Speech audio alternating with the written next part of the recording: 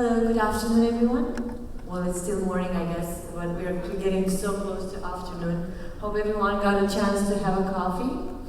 And we're beginning our second session for today on rare metabolic and endocrine diseases.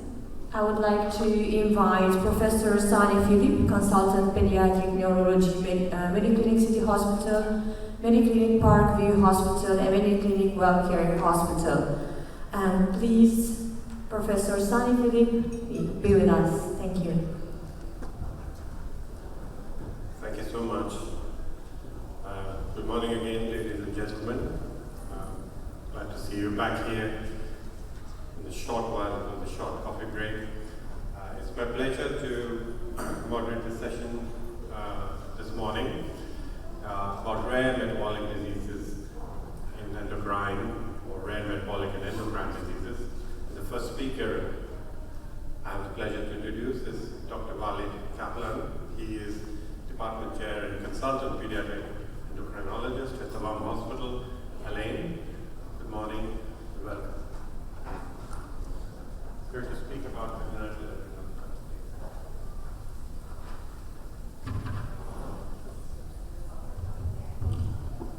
Can you hear me with this? Okay, well, since the pointer is not working and there's no mouse, so probably I'm going to be close to the screen to show you something that I might need to refer to. So I would like to thank Dr. Ayman and the committee for the nice invitation, and thank you for your attendance. I was asked about presenting one of the rare diseases in pediatric endocrine, and there are many, so the one I have chosen is the congenital adrenal hyperplasia. So the objective today is basically go briefly over the pathophysiology and the epidemiology of congenital adrenal hyperplasia, and then how do patients present in your practices so that you can identify them.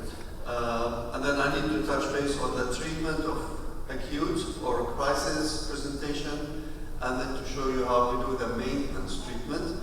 I want you to focus on the acute management or the crisis management because it is the life-saving part, and it is why I have chosen this condition to present.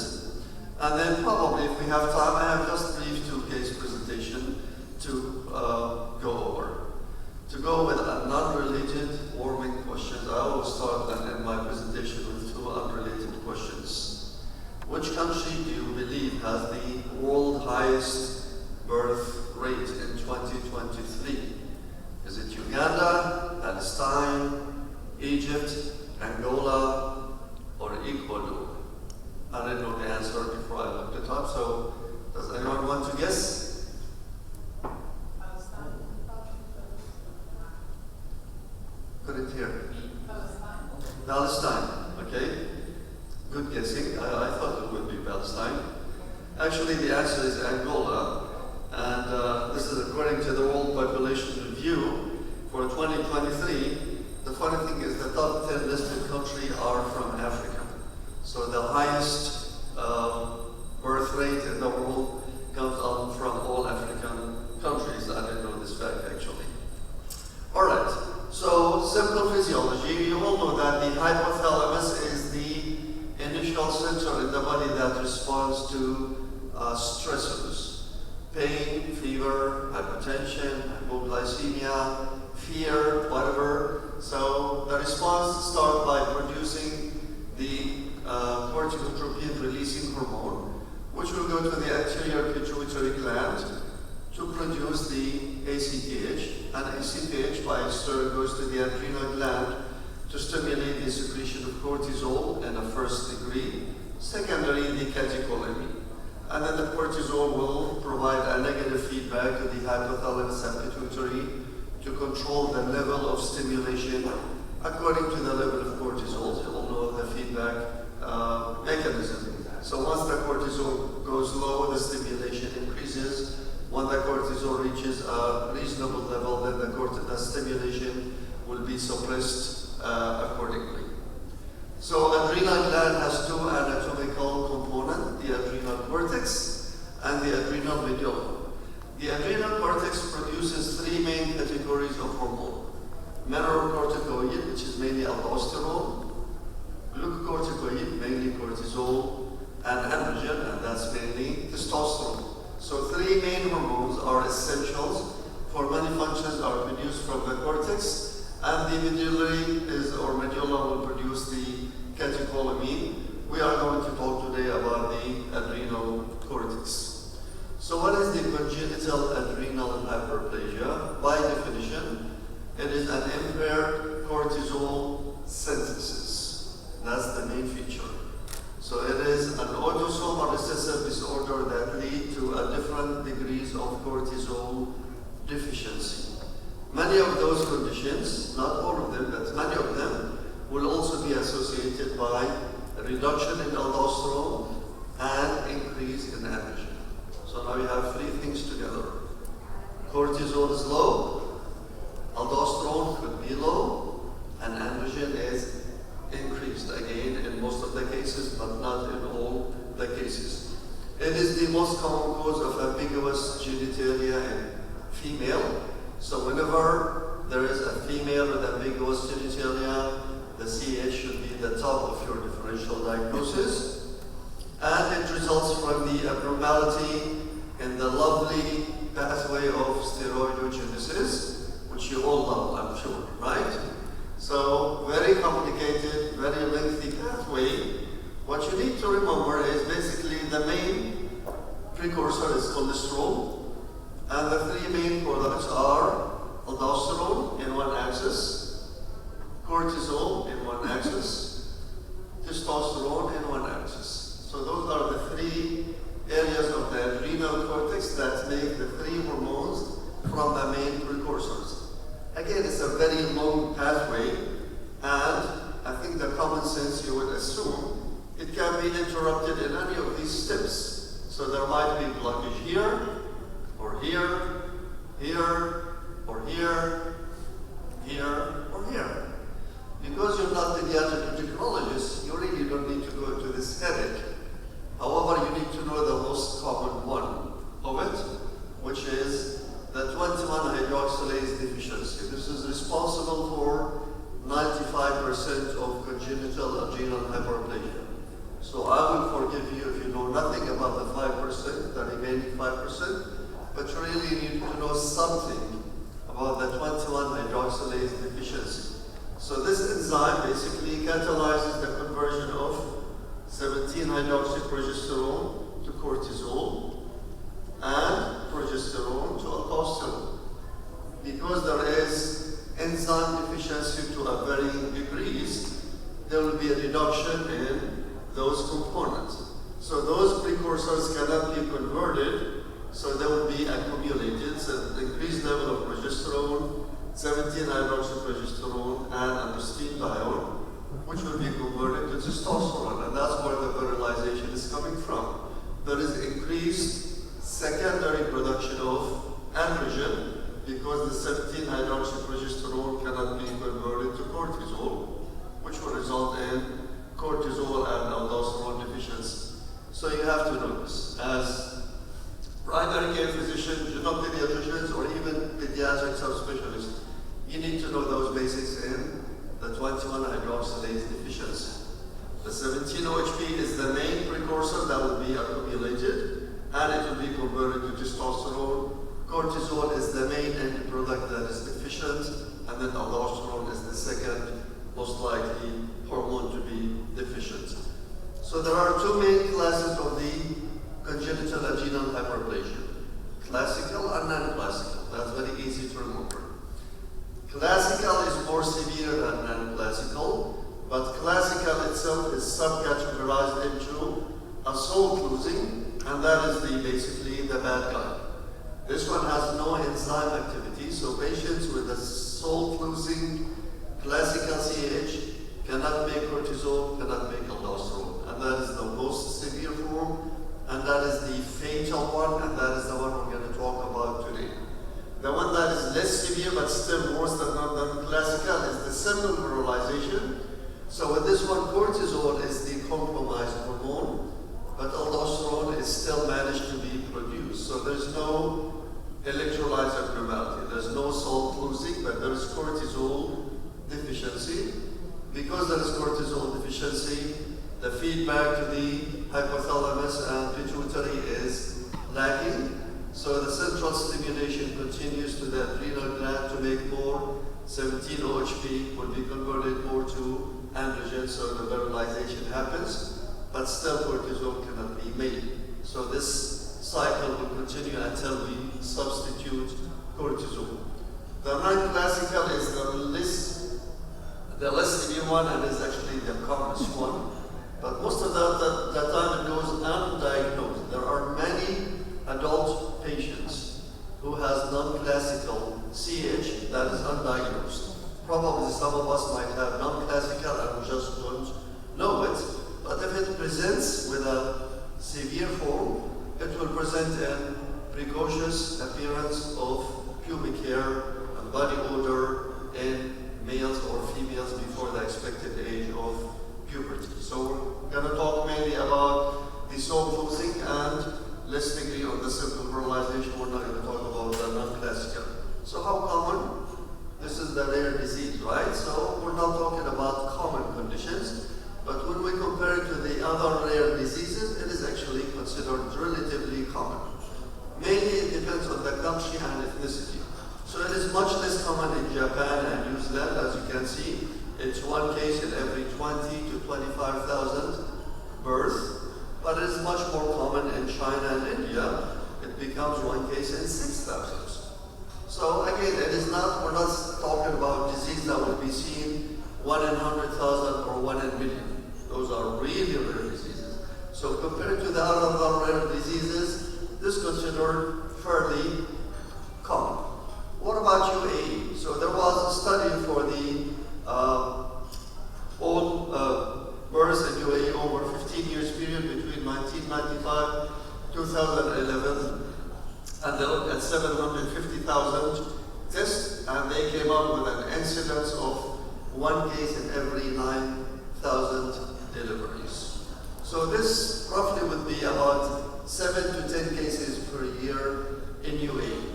So about one case per month, which is compared to rare disease is really not rare. So you might be the one who happened to basically look after this patient, so you need to know what to expect and how to deal with it. So what is the typical presentation of the classical CAH? And here's the trick. Male infant will be asymptomatic because the level of increased virilization will be very difficult to be distinguished by the provider or even the family. A little bit increased benign length, which most of the families will be happy about, and the surgeon will be happy about because circumcision becomes easier, but then nobody pays attention to anything. There is nothing else. So male infants are asymptomatic, but female infant will have ambiguous genitalia. So if you think of a classical CH in a female infant, this female infant must have ambiguous genitalia. It presents either in acromegaly, labial fusion, hyperpigmentation, urogenital sinus, but the key issue is the degree of virilization could be severe to the point where everybody might think this is a male, however there are no gonads. So whenever you see a probably male-looking genitalia, but you cannot identify gonad, this is CH until proven otherwise. This is severely virilized female who has no gonad. So you need to remember, okay? Alright, so this is example of mild clitoromegaly. Here's clitoromegaly with complete labial fusion and remarkable hyperpigmentation. And here's example of the urogenital sinus where the urethral opening and the vaginal opening have a common orifice that basically located at the base of the clitoris. The degree of virilization is basically measured according to Brainer's classification scale. So number 1 is mild, number 5 is severe. When you go from 1 to 5, the clitoromegaly increases. The urogenital sinus again, or the vaginal opening and the urethral opening have one common orifice, start from grade 3, and then the penile urethra will be seen in grade 5, and those are the ones that will be thought as male, and actually they might be given the male gender because nobody paid attention that there's no gonads until they have the symptoms, or if there's newborn screening, the result comes back positive, then the family will be told this is the wrong gender. It's actually a female with severe virilization. So what about the clinical symptoms of affected female males? We said at birth they're asymptomatic. They present between 1 to 4 weeks of age, but it could be up to 2 months, and it could be early as 5 days. They present with vomiting, repetitive vomiting that leads to dehydration and metabolic acidosis, and severe cases will present to you as shock. So you will have a few minutes to rescue them, or you will lose them. They will have with hyponatremia, which is usually severe, below 120. Hyperkalemia, again, usually severe in the 7 and 8 and 9. And hypoglycemia, and again, if they present too late, if the family don't basically pay attention and they come to you too late, it's really a matter of few minutes to give them steroid and rescue them. 2 minutes already? It'll be 5 minutes. All right, so basically, those are the things that will be elevated, as I said, because the blockage is here. Cortisol, aldosterone will be deficient, and then the treatment will be focused on giving IV fluid, hormonal replacement, and manage hyperkalemia. The hormonal treatment will have 2 components, hydrocortisone and aldosterone. So let's talk about IV fluid. As I said, those patients will present with shock, hyponatremia, and hypoglycemia. So you can only give them full normal saline, not half, not quarter normal saline. You should give them full normal saline with glucose to basically correct the deficits they have. You have to be very generous. 20 cc's per kilo, repeat after 15 to 20 minutes, repeat again until you correct the hypovolemia, and then you can give 1 to 2 maintenance after that. What about hyperkalemia management? This is not hyperkalemia lecture, so you all know the options. You have to give 1 or 2 or 3 of these factors according to the severity, especially if there is EKG changes. So those are listed anywhere on the internet and you can access them. Hormonal treatment, as I said, you can have to give glucocorticoid and mineralocorticoid. The glucocorticoid, your preferred agent is hydrocortisone. That's what you need to give for the acute presentation. Once again, you need to be generous. So stress dose will be 1 single dose of 50 to 100 milligram per meter square, and then a maintenance dose of 100 milligram per meter square per day should be divided every 6 hours. We're doing aggressive treatments. We have to use GI prophylaxis because there might be actually intestinal perforation with this high dose of steroid if given for a few days. When the patient becomes stable, we need to reduce the dose of hydrocortisone. So we go from 100 milligram per meter square per day to 10 to 15 milligram per meter square per day. We change from IV to PO. We change from every 8 hours, 6 hours to every 8 hours. However, whenever the patient becomes sick and if they come to you already diagnosed with the classical CAH, they're already taking maintenance dose, they have febrile illness or vomiting, your job is to make sure you double to triple their maintenance dose until the illness is recovered. And they have to take hydrocortisone injection if they need surgery. Once they reach the end of puberty, we can change hydrocortisone if there is a compliance issue to prednisone or dexamethasone because they can be given twice or once a day. If there is no compliance issue, we continue hydrocortisone. You have to keep in mind that the cortisones or glucocorticoid have quite different potencies. So hydrocortisone has the equivalent potency of 1, but prednisone is 4 times more potent. The prednisolone is 5 times, and decadrone is 25 to 30 times more potent. So you cannot switch milligram by milligram, you have to know this conversion. We need to balance between avoiding hypercortisolism and cushingoid features and between controlling the central stimulation, and that's why we need to do monitoring treatment to adjust the dose. What about the other hormone? It's fludrocortisone. Starting dose 100 to 300 milligram. It's only available as PO, there's no IV. And once the patient is stable, the maintenance dose becomes between half a tablet to 1 tablet. This is applicable to a 10 days old baby and 90 years old adult, the same maintenance dose. They have to take sodium chloride supplementation as a drops initially, but once they start eating solid food, we tell them you need to take half teaspoon of table salt per day with the solid food. We might wean off sometimes, reported that they gain some extra adrenal function later on, but you don't need to worry about that. That's what we monitor for the glucocorticoid. Again, you don't need to do that, we do it, but these are the tests we do on them. And then for the fludrocortisone, we do electrolyte and plasma renin activity. According to the result, we increase the dose or reduce the dose. What are the other considerations you need to remember? The surgical correction for ambiguous genitalia historically has been done in the first year of life and then revised during puberty. Well, there have been other opinions that leave those babies alone until they become old enough and decide what they want to do with themselves. I personally strongly against this recommendation. There is no study to show that doing such thing would be favorable.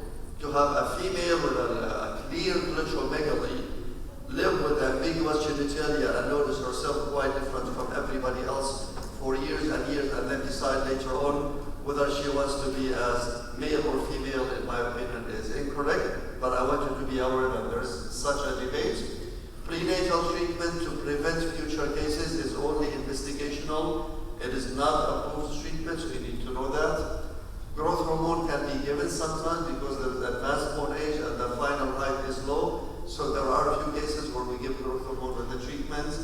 And this is only theoretical consideration. Poorly compliant patients might benefit from adrenalectomy because treating patients for adrenal insufficiency is much easier than treating patients with hyperplasia. We need to give much more steroid for the hyperplasia than we give for the adrenal insufficiency. But again, that's theoretical consideration, it's not in guidelines. There is a screening program in the UAE, let's go quickly, started in 2007. We screen patients favorably on the fourth day of life. Most of those patients are already outside the hospital, so they will be screened on the day of discharge. And we have to make sure that illness and prematurity causes high 17 OHP in the green line, but it declines with time, but the pathological cases increases. Those are the cutoff numbers between normal and abnormal. So any abnormal case should be repeated or referred to an endocrinologist. I'm just going to go over this scenario a second. Only 1 minute. So 3-day-old female, okay, presented with vomiting, lethargy, and she was found to be hyponatremic 129, hyperkalemic 5.8, and acidotic 17. This baby should be worked up for classical CAH. True or false?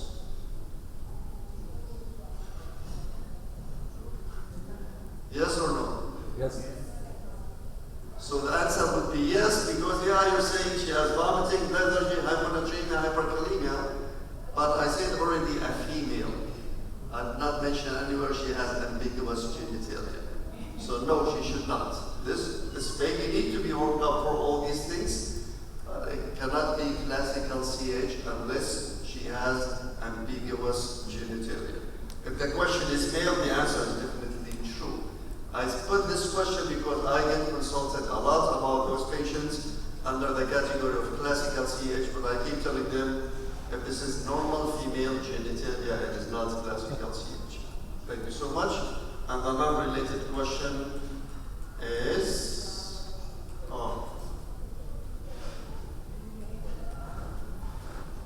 something you need to know about UAE. What is the UAE life expectancy for 2023? Anyone can guess? So it's actually very good. It's a C, according to this data, and it's hoped to reach 80 in the year 2050. Thank you so much. I'm sure you are trying to ask a lot of questions, but for an interest of time, could you approach Dr. Walid separately after the talk?